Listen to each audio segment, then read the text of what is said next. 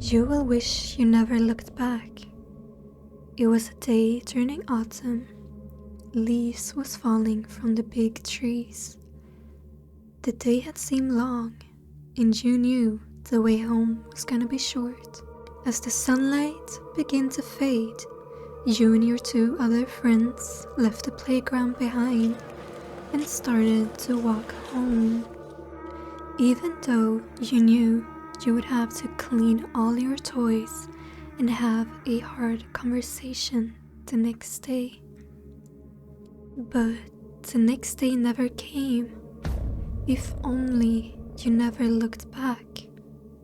You were just turning for a second, just a tiny little moment. As you saw the fingers of the branches clawing up the sky, and beside them, the figure stood. You first thought it was a mistake, that your brain was playing tricks on you, but as you looked again, he was still there. Taller than any other man could possibly be, he was thinner than the branches could ever have been. He loomed in the distance like some type of shadow of some horrible dark truth. Your instinct was to look away fast, because you knew if you didn't, that blank, futureless face would soon be washing over you. You walked slowly, but it was like some type of magnetic field forced you towards him. Even though you feared him, even though you were scared of his unnatural height and the long thin arms that slowly reaching out for you with slithering tentacles behind, you started to panic. You didn't want to. You didn't want to go to him. You didn't want to look at his face. As you closed your eyes, you screamed to the others to look away, but as you opened your eyes, you realized they had already looked. They were already gone.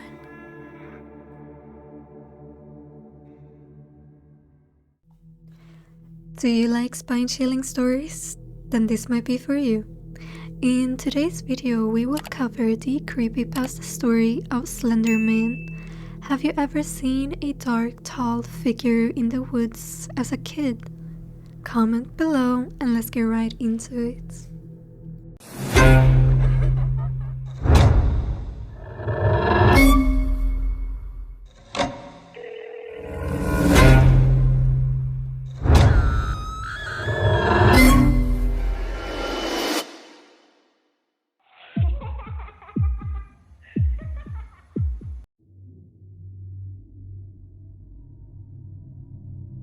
The most common feature of Slender Man is an abnormal tall humanoid, very often seen using a black suit and a tie.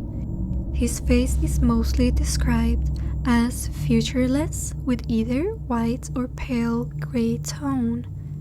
Some has even said he has an animalistic mouth. There is said that Slender Man is able to extend or stretch his limbs, and sometimes arms. And he has tentacles sticking out, but it's only visible from the back. Slender Man is often seen at entrance to woods, forests, or areas of abandoned ground, as in the outskirts of more populated areas. There is a lot of stories out there, but there is actually no definitive version. The first ever post about Slender Man came with a picture and a small quote. There were no text, no short story, nothing. And just like his appearance, there is many different details to what Slender Man do or did.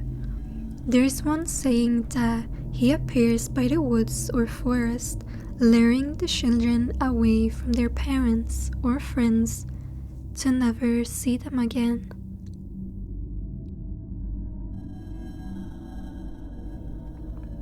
Then there is another story that Slenderman influenced the young victims, making them the perpetrators of crimes or violent actions. They also say that Slenderman can cause illness, as in the slender cough, and to induce those who encounter him to suicide.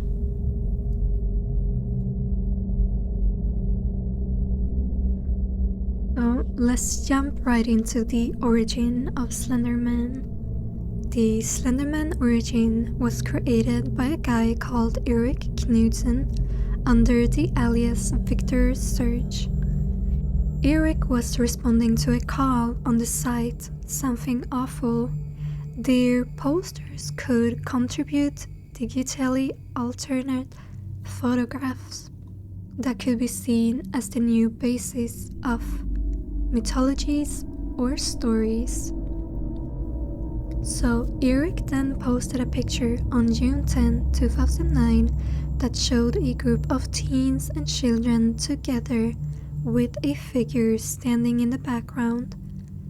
The figure is now known as Slenderman.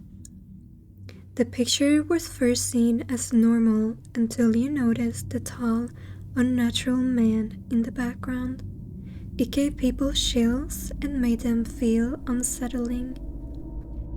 To the picture Erik posted, he also made hints to the relation between the children and the figure. Then, after a while, Erik made a new post with the same picture, but this time he added a short story to it. But it wasn't a full, complete short story. It was pretty messy and all over the place.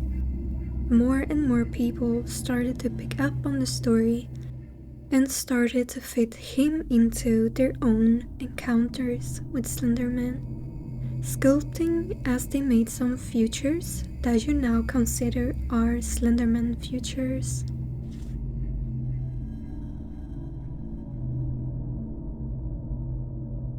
The day after Erik's post, a user named 𝕧𝕚𝕚𝕚𝕚 posted a photo with a backstory featuring Slenderman.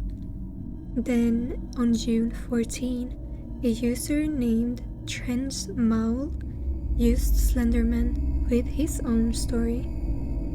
Then, another user posted a story about a figure in Germany who stalked children on the edge of the forest.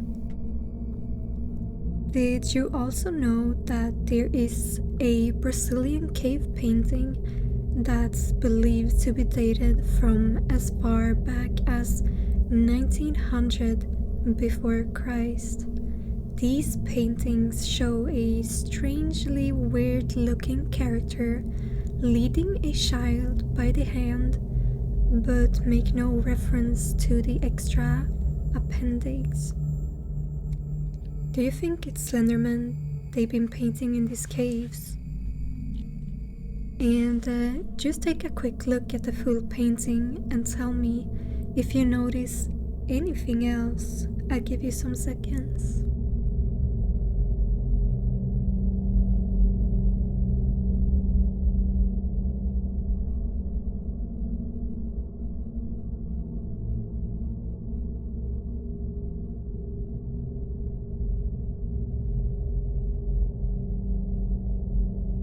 Did you see it? Look almost at the bottom left corner and take a look again.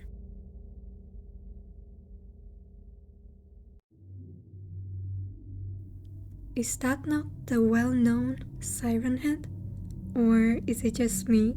Let me know if you want me to make a video about Siren Head as well. To me, both Slenderman and Siren Head seem to be around at least sometime on this world.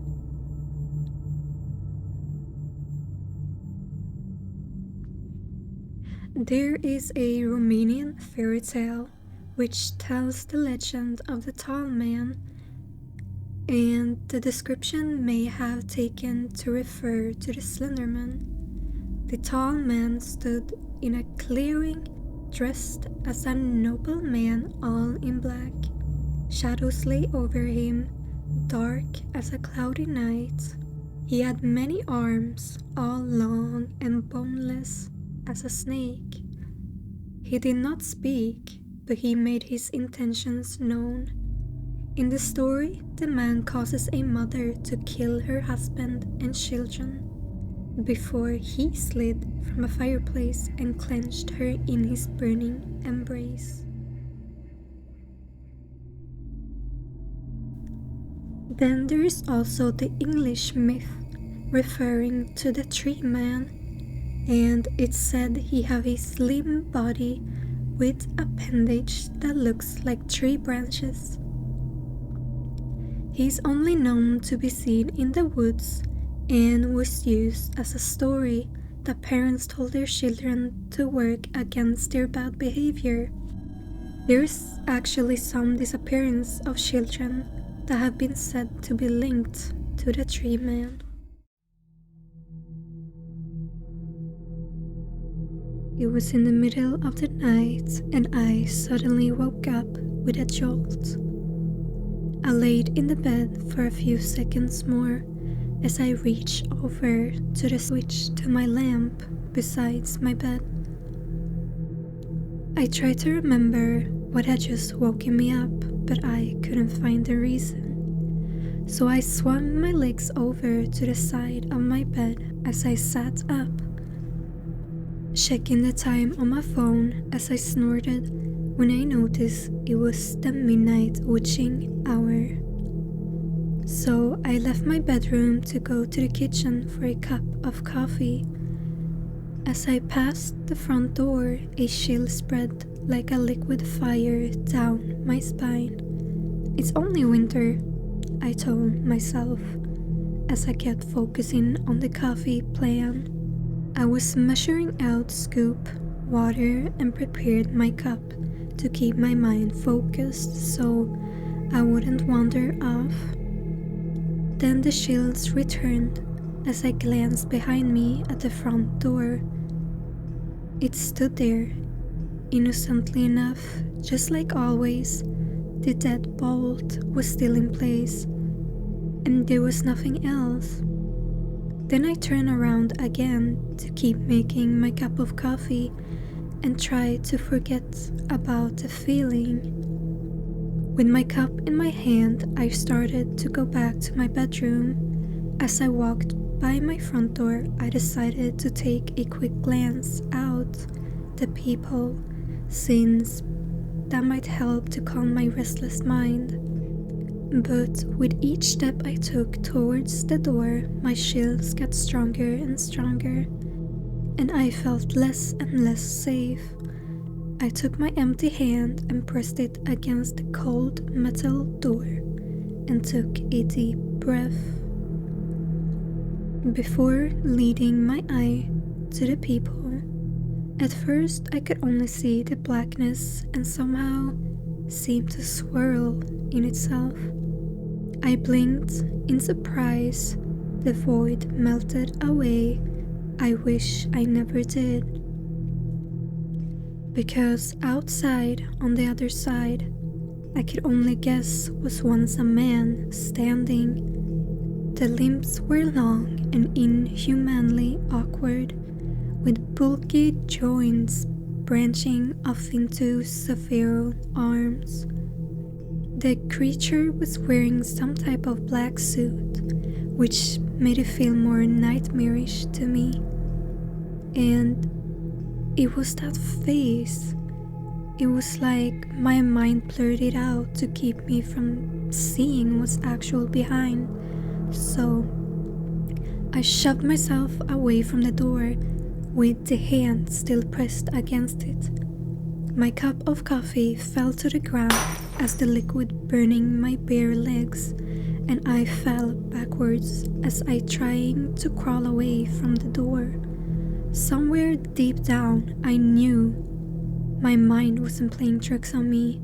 As I crawled away from the door, my mind was stuck on, I need to get away from here, but I still don't want to take my eyes away from the door. I don't want to turn my back. Then suddenly, the door got yanked. Someone was there.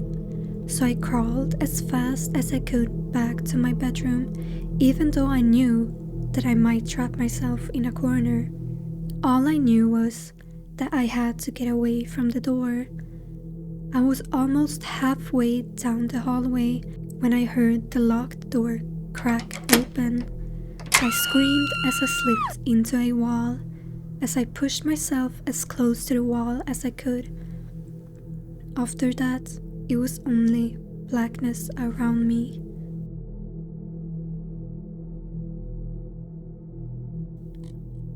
Nicole. A warm male voice snapped me out of the trance. As I turned around, I was met by one of my sister's doctors. So I nodded, not sure if I could say anything or if I even could find my voice. That morning, I had gotten a phone call from the hospital that was urgent. They said that my sister Lindsay was there. Before they even let me see her, the doctors pulled me to the side and insisted that they talk to her about what might have happened. Phrases like self-inflicted and assault had been thrown around, and I felt my mind reel. I still didn't fully understand what they had been saying until I saw Lindsay with my own eyes. My little sister had a bandage wrapped around her head, covering both of her ears as well as her eyes.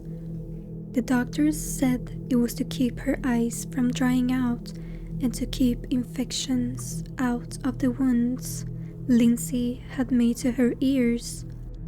The doctors guessed that either her or someone else has jammed a pencil into them to keep her off balance or to defend herself against something. There was also a mix of first and second degree burns on her hands, legs, and feet from what was assumed to be the coffee her neighbors found slipped all over the entry to her apartment. As I walked into my sister's hospital room for the first time, I thought I spied the silhouette of a man in the window, but I knew that was impossible since my sister's hospital room was on the 3rd floor. So that little story to me is extremely weird. If you guys have an explanation, please comment, because I cannot get into my mind that in the first bit of the story we get to follow Nicole, but then in the second part it is Lindsay, and they have the same experience. Like, they both have burns, and I can't really understand. So if you guys have any idea to what this might be, the story, like, is it a hallucination? Is Lindsay actually Nicole, or the other way around? Like, let me know what you guys think. In 2012, a girl in Wisconsin was stabbed 19 times by 2 of her classmates, who then attributed their actions to being in the service or trying to meet the demands by Slender Man. Are you going to put me in prison and I'm gonna rot and die? On the outside, sometimes looking in. I was trying to stay calm, but I was like shaking a little bit, like I am now. Okay. And why did you start shaking? Because I was nervous. Okay. What were you nervous about most? Seeing a dead person. It's just a wake up, and I'll be preparing and hold on the outside. Sometimes looking in. And we went into a few like ditches with forests and trees. And I remember we tried to find Slender Man. Trying to find who? Slender. Who's Slender Man? He's He's this tall, faceless man who preys on children. Oh, man. Why do you have to go far away? What was this discussion about? Supposedly, Morgan found out that Slender lives in the middle of... Slender has this big mansion that all the creepypastas supposedly live in. And it's supposedly in the middle of Nicollet National Park, or forest, or whatever. Okay. Up in Little, Wisconsin. They also claim to have spoken to Ninja Turtles and the characters from Harry Potter series, but it was the reference to Slender Man that caught the public's attention. In 2014, an incident happened around a young girl. She was alleged to have set fire to her home in Florida, with her mother and siblings being inside. Then it came out later that the young girl had been reading stories of Slender Man. In 2015, a spate of attempted suicides among young people on the Pine Ridge Indian Reservation was linked back to the character, who was cited as being an influence. It is interesting to note that as the Slender Man entered the mainstream media and became linked to these real-life incidents, the character's popularity online showed significant signs of waning, with massive dip in popularity and related output. It was also significant that it was in the wake of these real-life incidents that depictions of Slender Man as a benevolent of protecting figure for the first begin to emerge. He was then seen as some type of protecting figure towards these young children. So this was all I had for today on Slender Man. If you guys want, I can make a video on the two young girls who got inspired by Slender Man to kill their classmate. There is a big YouTube channel who posted the full investigation on YouTube, and it's really interesting to see their behavior and hear their story to what happened. Just let me know in the comments, and I will see you guys in the next video on Wednesday. Good night.